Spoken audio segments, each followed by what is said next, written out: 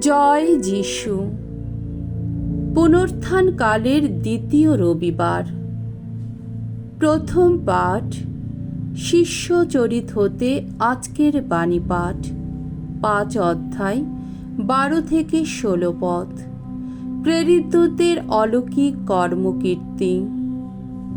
সেই সময় খ্রিস্ট বিশ্বাসী মানুষেরা সকলে এসে মিলিত হতো সলোমন অলিন্দে। এই স্থানটি সকলে বেছে নিয়েছিল। দলের বাইরের কেউই তাদের সঙ্গে সেখানে যোগ দিতে সাহস করত না। অথচ দেখা যাচ্ছিল জনসাধারণ কিন্তু তাদের উচ্চ প্রশংসা করছে। দিন দিন আরও বহু লোক, বহু নরনারীর অন্তরে প্রভুর প্রতি বিশ্বাস জেগে উঠছে। শিষ্যদের দলে তারা যুক্ত হচ্ছে। শেষে এমনই হলো যে লোকেরা অসুস্থ মানুষদের রাস্তার ধারে বয়ে নিয়ে এসে খাটিয়ায় বা বিছানায় শুয়ে রাখতে লাগলো, যাতে পিতর যখন সেখান দিয়ে যাবেন তার ছায়াও অন্তত তাদের কারো না কারো গায়ে যেন পড়ে। এমনকি জেরুসালেমের আশেপাশের শহর থেকেও বহু লোক এসে জড়ো হতে লাগলো। তারা সঙ্গে বয়ে আনতে লাগলো রোগে অসুস্থ যত মানুষকে, অপবিত্র কোনো বিদেহী আত্মার পীড়নে নিপীড়িত যত মানুষকে। আর দেখা গেল এরা সবাই সেরে উঠছে। প্রভুর বাণী। ঈশ্বরকে ধন্যবাদ। শাম সঙ্গীত 118 অধ্যায় 1 থেকে 2 পদ, 4 পদ, 22 থেকে 27 পদ। ধুয়ো ভগবানের স্তবগান করো, আহা মঙ্গলময় তিনি। ভগবানের গুণগান করো, কত না মঙ্গলময় তিনি। তার দয়া সে তো চিরকালেরই দয়া। বলুক ইসরায়েল, তার দয়া সে তো চিরকালেরই দয়া। ভগবত ভীরু যারা বলুক, তারা বলুক, তার দয়া সে তো চিরকালেরই দয়া। গৃহ নির্মাতারা যে প্রস্তরটি উপেক্ষা করেছিল, সেই প্রস্তরই আজ হয়ে উঠেছে সংযোগ প্রস্তর। এ তো স্বয়ং ভগবানেরই কাজ। আমাদের দৃষ্টিতে তা কত অপরূপ। এই তো সেই দিন, ভগবানের মনোনীত সেই দিন। এই দিনে এসো আনন্দ করি, এসো করি উল্লাস। ওগো ভগবান, দোহাই তোমার, করো আমাদের ত্রাণ।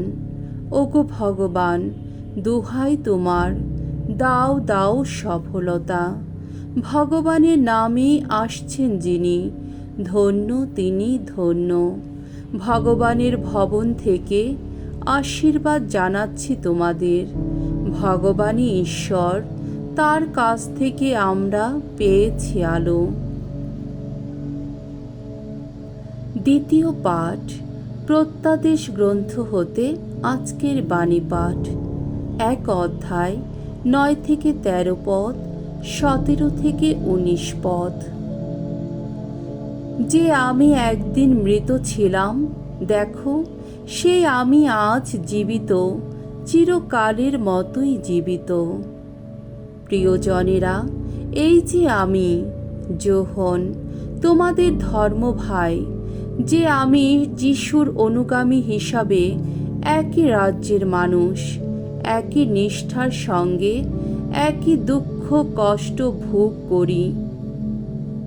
সেই আমি এক সময় ঈশ্বরের বাণী ও যিশুর সাক্ষ্য বাণী প্রচার করার দায়ে পাতমোস দ্বীপেই ছিলাম। সেই সময় একবার প্রভুর দিনে আমি হঠাৎ পবিত্র আত্মার প্রেরণায় আবিষ্ট হলাম। আমি শুনতে পেলাম আমার পেছনে তুর্যধ্বনির মতো উদাত্ত এক কণ্ঠস্বর এই কথা বলছেন, তুমি যা দেখতে পাচ্ছ তা একটি গ্রন্থে লিখে রাখো এবং তা এশিয়া প্রদেশের সপ্তমণ্ডলীর কাছে পাঠিয়ে দাও। কার কণ্ঠস্বর আমাকে এমন কথা বলছে তা দেখার জন্যে আমি তখন ফিরে দাঁড়ালাম। ফিরে দাঁড়িয়ে দেখতে পেলাম 7টি সুবর্ণ দীপাধার, আর সেই দীপাধারগুলির মাঝখানে রয়েছেন কোনো মানবপুত্রের মতো কে যেন একজন। তিনি একটি সুদীর্ঘ পোশাক পরে আছেন, তার বুকে বাঁধা রয়েছে একটি সুবর্ণ বন্ধনী। তাকে দেখে আমি তার পায়ের কাছে মাটিতে লুটিয়ে পড়লাম, যেন মৃত মানুষ আমি। কিন্তু তিনি তখন তার ডান হাত আমার ওপর একবার রেখে বলে উঠলেন, ভয় পেও না তুমি, আমি প্রথম, আমি শেষ, আমি সেই জীবনময়। যে আমি একদিন মৃত ছিলাম, দেখো সেই আমি আজ জীবিত, চিরকালের মতোই জীবিত। দেখো মৃত্যুর চাবিকাঠি, অধোলোকের চাবিকাঠি এখন আমারই হাতে। তাই তুমি যা কিছু দেখতে পাচ্ছ, এখন যা কিছু ঘটছে, পরে যা কিছু ঘটবে, সবই লিখে রাখো। প্রভুর বাণী। ঈশ্বরকে ধন্যবাদ।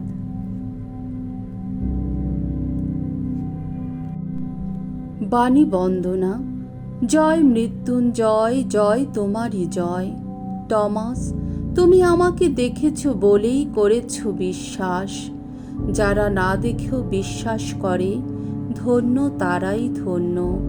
জয় মৃত্যুঞ্জয়, জয় তোমারই জয়। মঙ্গল সমাচার। যোহন রচিত মঙ্গল সমাচার 20 অধ্যায় 19 থেকে 31 পদ। টমাসের কাছে পুনরুত্থিত যিশুর দর্শন দান।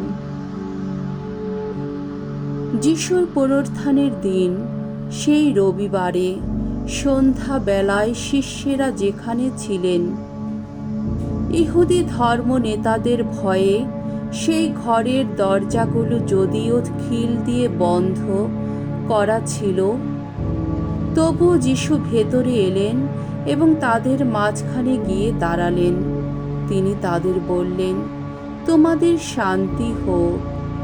এবং এই কথা বলে তিনি তার 2টি হাত আর বুকের পাশটি তাদের দেখালেন। প্রভুকে সামনে দেখে শিষ্যেরা তো মহা আনন্দিত। তখন যিশু তাদের আবার বললেন, তোমাদের শান্তি হোক। পিতা যেমন আমাকে পাঠিয়েছেন, আমিও তেমনি আমার দূত করে তোমাদের পাঠাচ্ছি। এই কথা বলার পর তিনি তাদের লক্ষ্য করে একবার ফু দিলেন। তারপর বললেন, এবার তোমরা পবিত্র আত্মাকে গ্রহণ করো।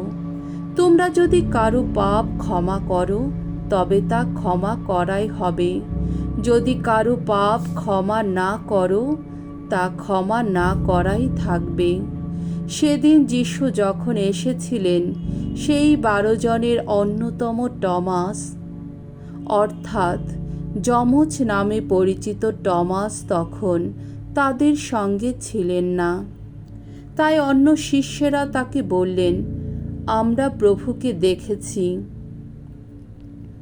কিন্তু তিনি উত্তর দিলেন, তার 2টি হাতে যদি পেরেকের দাগ না দেখি, আর পেরেকের জায়গায় যদি আমার আঙ্গুল না ছোঁয়াই, এবং তার বুকের পাশটিতে যদি হাত দিতে না পারি, তবে আমি কিছুতেই বিশ্বাস করব না।